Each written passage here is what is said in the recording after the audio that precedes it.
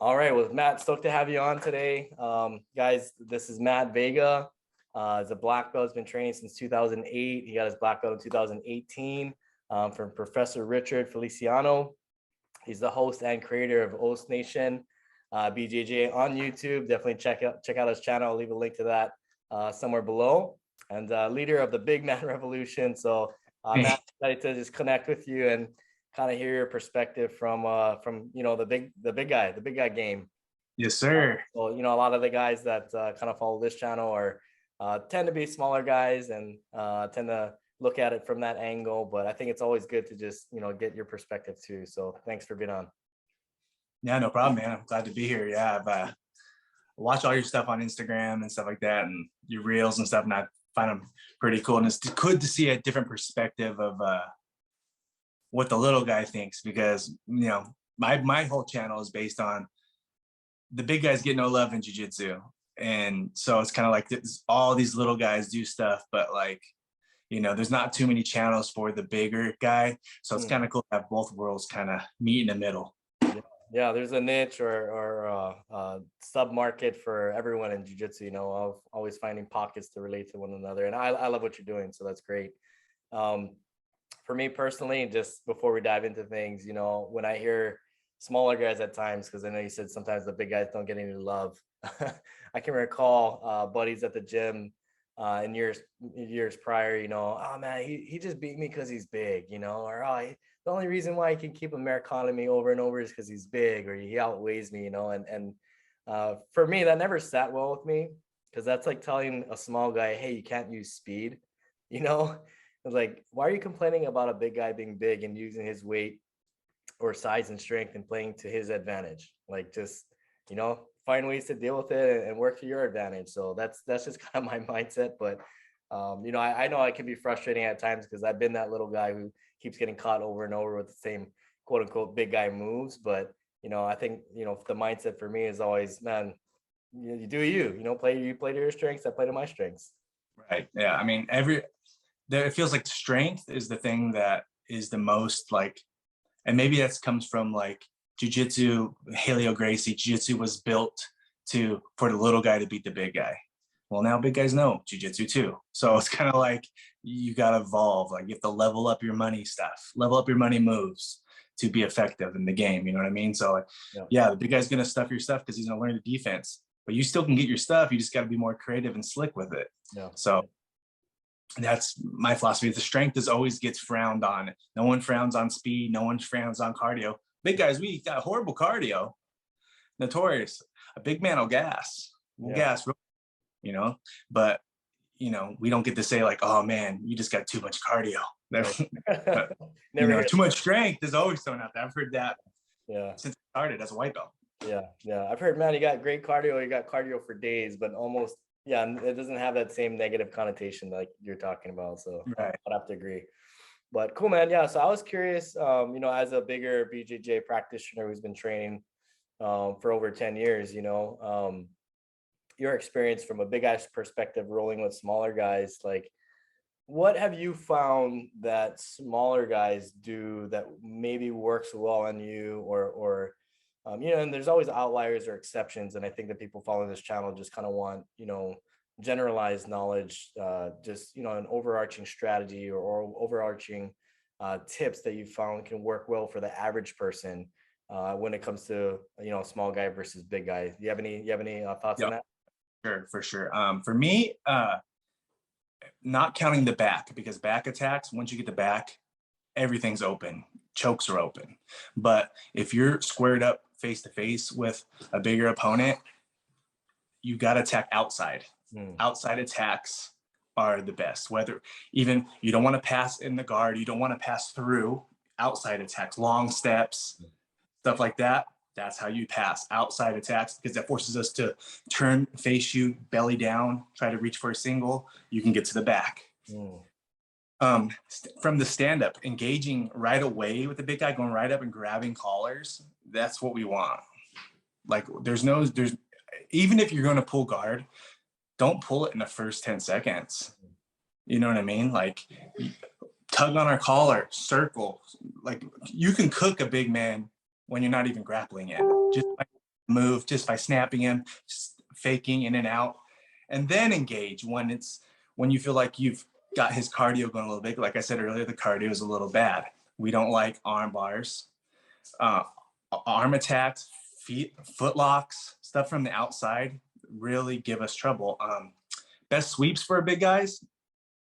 I think there's a problem well, let me go back. So in jiu-jitsu, I think the first thing you teach guys is you always teach them the close guard, cross chokes. Right. But I think white belts and lower belts fall in love with this so much that they don't realize when you hang onto the collar so much, your guard, it takes because that gives the other guy, especially a big guy, because you can't close it, it gives them their legs. Right. Right. So once you get your hands off the collar, unless you have the choke, get your hands to the sleeves. Get your hands to the sleeves, and you can play spider, frame with your knees. It's harder for us to pass. And again, then we start gassing. Okay. And the best sweep that works for us, I find, is high frame, knee shield, kick the legs, scissor sweeps. Okay. Scissor sweeps work great for big guys. And from the guard, collar drags. Gotcha. You're talking about against big guys from a small guy, right? Yeah, small guys. That's what I don't like. Okay. Arm drag, yeah. The bottom to get our back, and just high frame, like anything like really close. If you're trying to be real close, get your hands on the sleeves, keep your distance. Outside attacks. Beautiful. I love it, and that got me excited because a lot of what you just said is stuff that I've been kind of sharing and preaching, and I just got done with a private lesson this morning too, and I was saying for guard passing, if you take all the guard passing, hundreds or thousands of guard passes, and you put them in the buckets, it's pretty much just 3 buckets, right? You can go around the guard, you can go through the guard, you can go under the guard. And for me, like you just mentioned, my strategy is often, if I'm on top playing against a big guy, I often try and use my speed laterally to go side to side and go around the guard. That's kind of my first preference. I love that. And then, hand fighting is huge, just being able to stop a guy early. Cause I noticed when big guys grab me, if I let their grip settle, I'm like, oh man, it's gonna be a long night. So it's like putting out my defenses a little bit earlier and making sure I hand fight earlier to win the early exchange gives me a chance to do a little bit better as the fight kind of progresses. So I'm constantly hand fighting and just making sure I'm gripping hands too. So, and I love what you said about even like that high knee shield, just creating separation a little bit. Cause when we're clinching, that's kind of like your world, it's like if I'm attached to you and you bump, I go flying, right? Because I'm attached. Especially you can't close your guard. Right. A lot of guys, they can't even lock. They're just locking their toes. Right. That's me.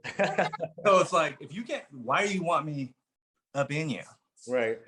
We love triangles. Shoot a triangle on us, please. Because as soon as your shoulder, we're stack passing. Boom. So like shooting a triangle on a big guy, you're attacking the center. Like I said, you're not attacking outside. So if you're going to shoot a triangle, lock it, go straight to omoplata, or lock it, go straight to arm bar. Don't put you. I mean, maybe you can if you have long legs and you're slight, you might be able to get it, but it's going to be hard because the big guy's just going to stand up and pass. Yeah, I agree with that. That reminds me of rolling with my old instructor. Like I got to the point where I just gave up on triangles because he was just too big, and it was like, okay, if I'm going to go to a triangle, I'm just using that triangle as a transitional position to get to the omoplata, and like you said, attacking more on the outside.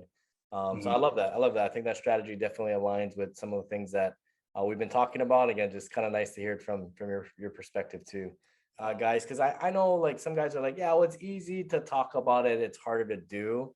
And I just wanted to kind of get your thoughts on the mindset real quick, because I'm always like, trying to give advice for the mental side in that, you got to embrace the fact that bigger guys, to an extent, do have a physical advantage if they're bigger and they're stronger, and so my mindset oftentimes is, man, if I'm rolling with a bigger guy, even if I'm a black belt rolling with, like I got this student Bill, he's a soon to be a blue belt, and he's come down a little bit from 230. I think he's about 210 now, but he's still, he's strong, he's athletic, he has a prior wrestling background.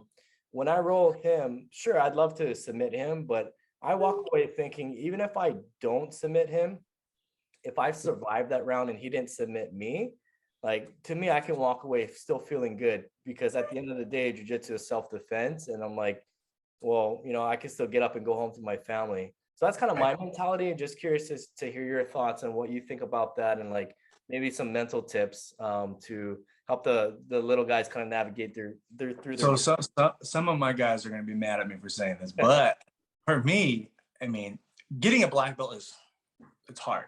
We both know that it's so hard, but you get it because you love it. So it's not really, it's something you do, you love, you just get it because you love going, right? Right. But getting a black belt and you say you're under 160 pounds is harder. It's harder than a big guy getting his black belt. Okay. Because you have to develop technique because strength is not there. So so you're gonna just take whoopings for a long time, and you're like, dude, I can, you know what I mean? Like, and say you grow with a guy who's a bigger guy in your class, and he's leveling up with you, you might never ever get that guy ever because he's getting good too. Right. So it's kind of like being a smaller guy or a female, your mindset's got to change. You know what I mean? Just like you said, like there was a girl who was rolling. I did a video on this last week that she was rolling with an upper belt, and she lost technically in jiu-jitsu. She lost, but she didn't get subbed by him. And I told her, I was like, you won that fight because that's what we're here for. Because that's who you're going to meet outside of Applebee's or Target when someone's trying to assault you, and you survived. So you got, your mindset does have to change. And I think that you just got to focus on the next step, right? So don't focus on the big picture. Don't look like, I want the black belt. Just focus on like getting to the next class, getting to the next class, getting to the next class. And then, like I say, focus on the next and the belts will change. Yeah. I think as a littler guy, you can't have, it's good to have goals. It's good to see somebody that you model your game after in class and be like, if I could just hang with that guy, then, I think everybody does that. Like, I just want to be as good as so-and-so. I just want to be as good as so-and-so. And that helps you get there. But if you just focus on the next step in your journey, not focus on the belt, not focus on, just keep your goals small, you'll end up getting there. I like that. I like that. Similar mentality, like just embracing the journey, embracing the grind a little bit. And yeah, got to be willing to go through It's the stuff we've heard. It's the stuff we've heard from everybody, right? It's like, right? The black belt's the person who never quits. And I wish I didn't have to say that, but like, we've all heard it our whole journey, but it's the truth. Yeah. Yeah. And I think one, and to add on to that a little bit, I think most of the people who follow the channel and who train jiu-jitsu in general, not everybody's in it for the promotion, but one thing I've noticed that is a common thing is everybody wants to grow, Right. and growth can look differently for different people. But a lot of times that fear of stagnation, fear of like, I'm not getting any better, tends to drive people to just want to improve. And again, that could take the belt on the side and not be directly tied to that. But I feel like with that mentality of, hey, I want to grow and I want to improve, sometimes it's about having realistic expectations, but also just like for me, rolling with the bigger dudes, like I don't know, maybe my mindset's just differently, just because I grew up rolling with, my average size training partner is like 200 pounds coming up through the ranks. My instructors are all over 200 pounds. I didn't really have a small guy to emulate. And part of my mindset was, man, I gotta make sure these guys like respect me a little bit, not like in an overly prideful way and like, hey, I got little man syndrome, but almost to the point where it's like, while I'm rolling, I have to demonstrate that, man, I'm not just gonna get ragdolled the entire time. And there's different contexts in which we can train, which I always advise my students to train in different contexts. So sometimes the context is, okay, man, this is a self-defense and you're fighting for your life type of deal. And then I'm just like trying to stay tight and not get submitted. And then other times it's like, no, you're gonna end up in a bad spot. And maybe the context is you're in an absolute tournament and you're down 2-0 and the guy's got a knee belly, ready, set, go. So it's training through different contexts. But like a lot of times I try to earn a little bit of respect from the get-go by either using a little bit of pressure or trying to make myself feel a little bit heavier, or trying to cut angle and use my speed. But initially, within the first I'd say 15 to 30 seconds if I'm rolling with somebody new. I try to make sure that, to me, it's a fine line between like how we're training, right? Because I don't want to get hurt. And I think coming back to what you mentioned earlier, getting hurt is one of the biggest deterrents from people actually getting a black belt or seeing that progression. It's just, man, you get hurt, you can't train anymore. It's hard to get better by simply just watching. You still got to be able to get on the mat. But then, so having that fine line where it's like, hey, I got to roll to show some respect. So that way the bigger guy takes me seriously too. So just kind of curious on your thoughts between that balance of like, okay, I'm injured, I'm training not to get injured, but I still want to like kind of earn their respect a little bit. I don't know if that resonates with you at all, but just kind of wanted your thoughts on that. My philosophy is, yeah, a lot of people have this stipulations like, oh, the spazzy big 200-pound white belt, stay away from him. But my philosophy is, if you're scared of the guy that you were when you signed the waiver to start jiu-jitsu, why are we even doing jiu-jitsu? So I don't say roll with that guy all the time. Obviously not. You should roll with guys you're comfortable with you're safe with, who you trust. And I get how upper belts feel that way. They don't want to get injured.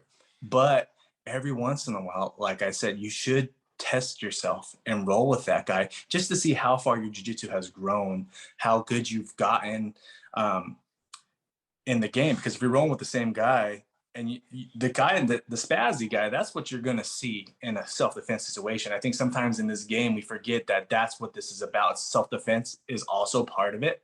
So I think sometimes we forget, like, I want to feel those movements of the explosive guy that was in a football team just to say, oh, okay, this is what I hear. This is why I'm here. And I think it's good. But you definitely have to walk that line and, play that game. There's definitely more little guys, I hate saying that, but littler jiu-jitsu guys are more well-rounded than bigger guys. Bigger guys just pretty much top game smash, top game knee on belly, Right. That's little guys. You're forced to get put in bad spots early on in your journey a lot. So it forces you to get more well-rounded. So that's why I try to tell my big guys, like, you gotta, like, okay, say you beat the guy once, then you need to pull guard. You need to start from your back. I say anybody who's under, if you're a bigger jiu-jitsu guy and you've never rolled a guy, okay, roll the first time. If you win, pull guard. Or always pull guard. If they're under 200 pounds, you should pull guard. If they're over 200 pounds, fight them. But if they're under 200 pounds, because that's the way you're going to get better. You're never going to see a guy in a tournament. But there is pressure.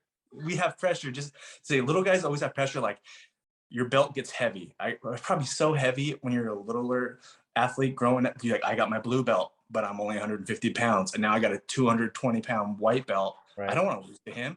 Right. I don't want my professor mad. But like, you're like, so like the belt is heavy. Like, this thing is like, not physically, but like, man, like, but every belt is heavy because the big guy's thinking the same thing. The big guy has that pressure from day one because he's like, I don't want to lose the little guy. Yeah. So it's the same thing. We feel it too. We're feeling the same pressure. Like I said in the open class, I remember it's like, well, if you ever did the open class, what is your mindset? The big guy is more nervous in the open class, I promise, than the little guy, because you're the same belt. You both all won. And if the little guy wins the tournament, the open class, because jiu-jitsu.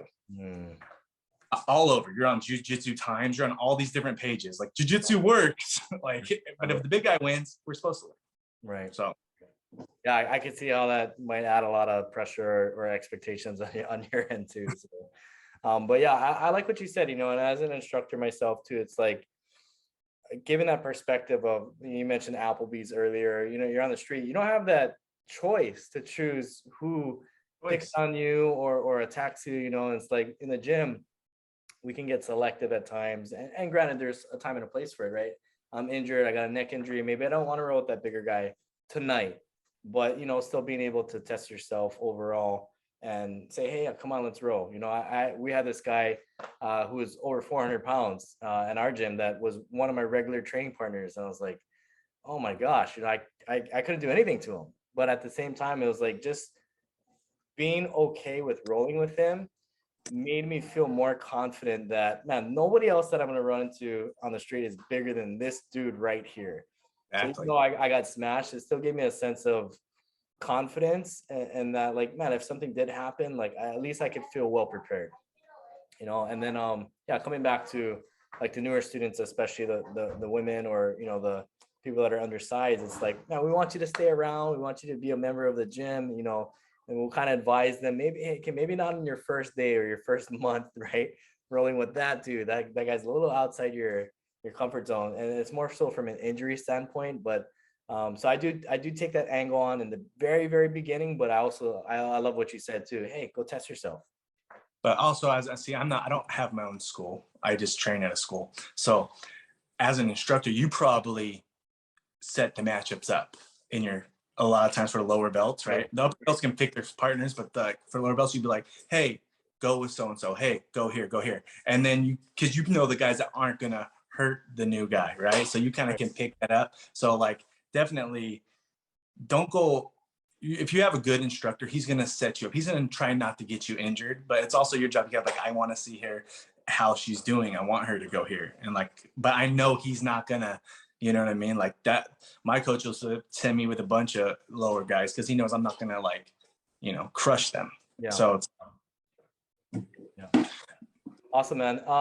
I guess one of my last questions for you is from your point of view, you know, if you could talk about, because we talked about the strategy that could work well from a big guy against, or from a little guy against a big guy, from a big guy's perspective. But I'm also curious from a big guy's perspective, what is often the game plan that you're trying to implement? You know, if we were to kind of generalize a little bit, what is the game plan that you're trying to implement as a big guy against a little guy?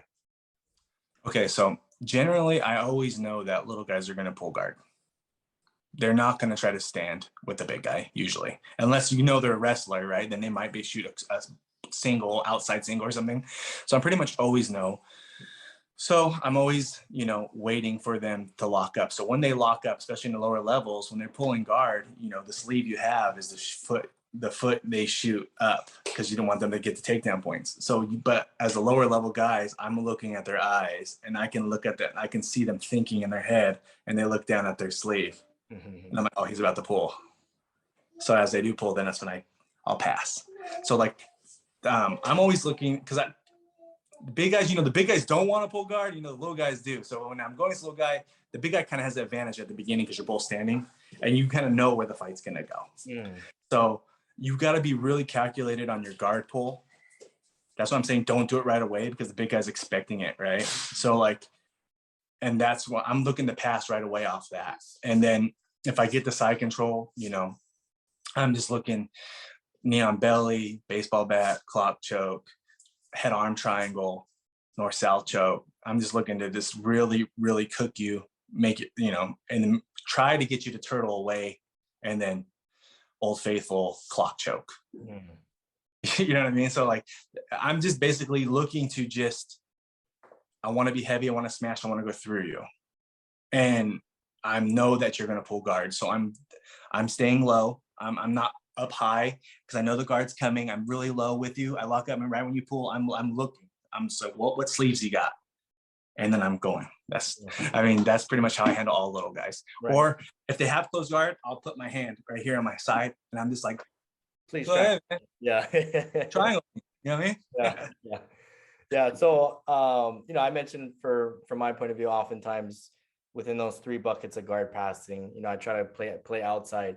On the defensive side, I feel like where a lot of students run into challenges and myself early on, and still to this day, it was bigger guys stapling my leg to the mat or bigger guys stacking, like you mentioned. And so is that in alignment with your strategy? Because I'm always trying to look to pummel my legs and steal back inside position. Double under scoops under the belt, forcing a back roll or a stack, that is money for me. I mean, yeah, of course, we love that.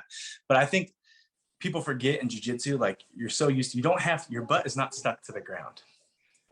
I think when you're on guard, even me, when I'm on guard, when I first started, I was like, my butt is, people would pass. I'm like, you can, why we do the butt scoots and drills and like the forward arm drag, you can keep backing away, keep the distance. You don't have to stay underneath him. You can keep backing up.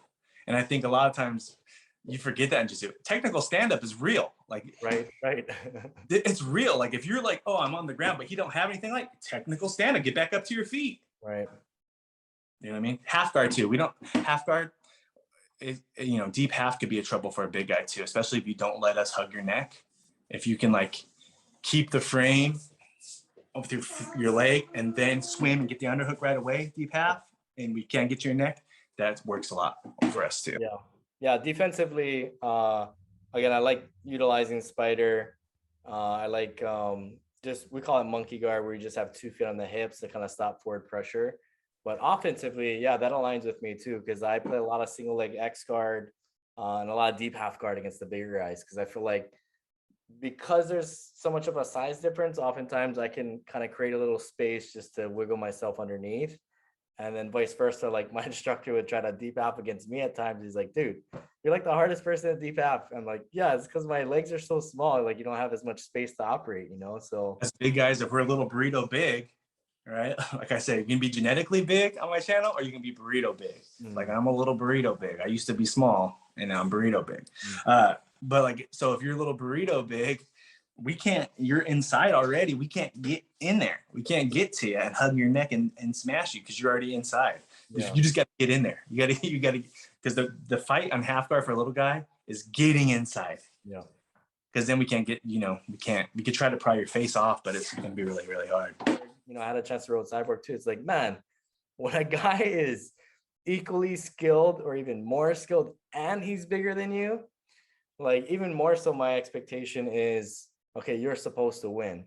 But that still doesn't change my mentality of I'm going to win, if that makes sense. So like, you know, I got to roll cyborg and my mentality was, I was watching him just kind of surf all over everybody. I was like, I got to take the fight to him. And, you know, I'm small guy, and, you know, I'm not a big name like he is, you know, obviously skill wise, there's a huge disparity. And so I wasn't, in my mind, expecting to submit him, you know, but my mindset was still like, dude, play your game, get in his face and take the fight to him. And as hard and as scary as that was, I was like, I'm gonna do it. And you know, I mean, he wasn't like going full ADCC mode on me, but you know, I'm not trying to toot my own horn or anything, but like when he left the gym, the friends that he was connected to that, you know, got him in the gym, he commented on one person. That one person was me. He's like, Brandon had really good jujitsu. And I was like, oh, right on. You know, it kind of made me smile and feel good, you know, but my mentality, which I think was different from some of the other people. And that's not to discredit the other people who were rolling with him, because, you know, my training partners are all good training partners and they're skilled too. But I think the slight difference I had in my mentality was, I can't let you dictate everything that's going to happen. You're too good. You're too big, you're too strong, you're too athletic. It's like, I got to try and punch you in the face first. Right. So I was thinking attack, you know, because if I just played on the defensive mode, you know, he would have been all over me, which he still was, but I was at least able to hold my own for a few minutes. So yeah, that's kind of my mentality against facing the bigger guys. I think everybody has, especially at black belt, we all have that, like, yeah, this guy on paper he's awesome, right? That's all. But if I can get to my spots, you know, I think everybody, you know, even from purple belt, I think from purple belts or black belts at some stuff. Right. Right. At some stuff. I mean, like I was doing lasso really well at purple belt, and that's kind of what I do on my back now. And I was, you know, if I could get lasso, I could lasso sweep some guys. So I had the privilege to roll with bjjYouTube a few times. Cool. And I would go to HQ. He's preparing for a big old tournament. My professor would be like, hey, we're going down there. We're going to Shark Tank him. We're going to do rounds on him. And I'm like, okay. And I remember going like 10 minutes from the feet, my first time, bjjYouTube, the clock, beep, beep, beep. I'm like, oh, crap. This guy's at the time 10-time world champion. What? Okay. And yeah, it ended out just how you thought it was going to end out. Like I got doubled so fast. Like he's like a little guy and a big guy mixed. Like I don't even look at his stuff because I'm like, I can't do that stuff. You know what I mean? Like it's explosive. But before the roll, my coach was like, Portuguese lasso. And he pointed to me. Like he told bjjYouTube that I do lasso. So I'm like, and I looked at my coach like he like so like betrayed. Like I was like, I had one bullet. Yeah. You said no, like you took it away. But that was a learning experience for me. Like you're gonna get it, like the full dose, because he knew I would pull guard if I. And now then I didn't pull guard. It's like no, he's ready for that. So of course I got dominated, but it was awesome. You know what I mean? So I don't know what the question, like the mindset is like, you just gotta, you just got to go and get to your spots because everybody has spots they like. Yeah. As a big guy, we like going against little guys because, you know, we feel like we can get a win. But then when a little guy has skills and a little guy has the right technique, it can be hell for us. And we'll be sitting on the wall the next round. You know what I mean? Like, just so, and for all you little guys out there, I respect you guys, even though, you know, maybe on my channel, I'm like, hey man, this big guy revolution, we're here and don't forget about us. But you guys, there's more of you guys. There's more little jiu-jitsu guys than there are big guys.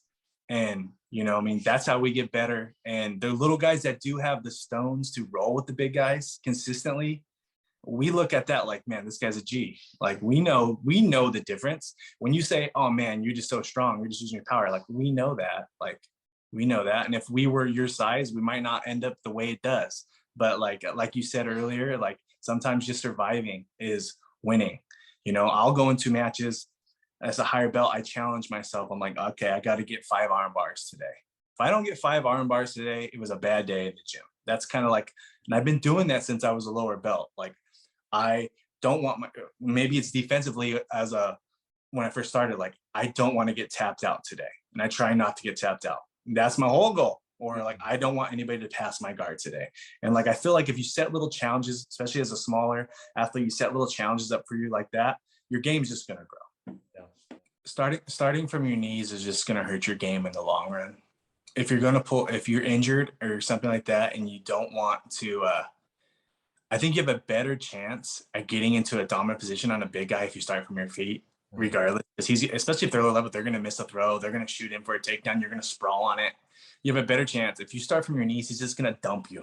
He's just going to grab your collar. He's just going to turn you right into side control, or he's just going to dump you. And then you're going to be full of jelly. You know what I mean? So it's kind of like, you're better off standing up. If you're injured and you're going to pull guard, you can pull guard on your own terms. You can pull half. Right. Easier. You can get to where you want to get from your feet a lot easier from starting from your knees. And I know a lot of schools start from their knees if it's really crowded, or if maybe the coach doesn't trust you enough to be careful. But if you're gonna beat a big guy, start from your feet, because you can get to the spots easier. I don't know if that makes it sounds like, wow, that doesn't make sense, but it does, because you could literally shoot half deeper. You can jump guard, whatever it takes. Or lateral movement when you're standing. Right. Right. You know, arm drag, whatever. You can get to your spots a lot easier standing than can from your. See, we don't pull guard. We don't start from our knees. Like, sometimes I guess an open mat, because we don't, in our school, we don't start from our knees. My coach is like, if you're hurt, pull guard. That's what he said. Everybody starts from the feet, because that's what you do. I mean, no one's going to their knees. So I think if those guys are starting from their knees, or they're both starting like sitting, like a little guy should never like roll the big guy and just sit on his butt and be like, let's go. Like you just let him stand up and try to pass right away. No. He's standing, you stand. Like, okay, let's roll, and then shoot to your stuff. I mean, I think that would help them a lot, especially if they're lower level. Now, a real expert guy can start from sitting on it. I was just gonna say, you know, everybody's watching the Mikey Musumeci's, and I'm like, okay, if you have that body type, that flexibility, and your guard is that good, then yeah, go ahead. You know, but I think for the average person starting out, I would have to agree. You know, just starting off on your back and letting a big guy have gravity on his side is, you're already giving him the advantage, right? You know what I mean? Like, I feel like let's say there's a meter of 0, and here's 5, and here's 5. If you're starting, he's already starting at 3. 5 is his finish. You want to start at 0 so you can get to your finish. You know what I'm saying? So it's kind of like, if you're laying down, he's only 2 away from winning. So like, you want to keep it. That's another concept I talk about a lot, is drawing the line in the sand. You know, and another way I like to explain it is like, if a big guy wants to submit you, that's like a robber coming into your house and breaking into your safe. And it's like, if you let him into your house, then you just got to find the safe and break open the safe, right? But if you have a lock on your safe, you have a lock on your door, and you have a security guard, and you have a gate, and you have a dog out front, you're like creating multiple layers, and you're saying, okay, I'm going to start here. Like, I take you seriously. Like, you're starting here. I'm drawing the line in the sand earlier. And like you said, I'm winning that early exchange, and I'm trying to get an early advantage so I can become that 3 or that 5 who's coming closer to the 10, right? Your guys might lose still. That's jujitsu, right? Right. But it's a lot better than locking a deep half guard. Make that big guy work for it a little bit more. And the more he works, eventually you're going to get that underhook. Right. And eventually you're going to come up to your knee and you're going to sweep him. Like you just don't, like you said, don't have the door unlocked, man. Like, like you get set. He's already got an advantage with power and you're just starting from a down position. No, don't do that. Yeah. I agree. Awesome, Matt. Well, yeah, I appreciate your advice, man, and just for sharing your perspective. Guys, if you guys can, be sure to check out the link below. I'm going to leave a link to Matt's channel, Oast Nation. Be sure to like, comment, and subscribe on his videos. And yeah, Matt, I appreciate you hopping on, man. Appreciate it, brother. Let's do it again. All right. Yeah. And Matt, if anybody wants to follow you on other platforms, how else can they get more information about you? Okay. So on Instagram, it's more of like Oast Nation, bjj on Instagram is more of just like for memes, and I do funny content on there. I show some of my demos on Reels on there, but it's more just to have fun. Same thing with Facebook. YouTube's where I do most of my vlogs and more of my serious big man stuff on all jiu-jitsu. It's not just for big man, but that's just kind of my market. And so yeah, if you want vlogs and like, you know, stuff like that, YouTube. But if you want some funny stuff, Instagram and Facebook, Oast Nation bjj. Awesome. Yeah, be sure to check it out, guys. I'll leave a link below. And yeah, thanks again.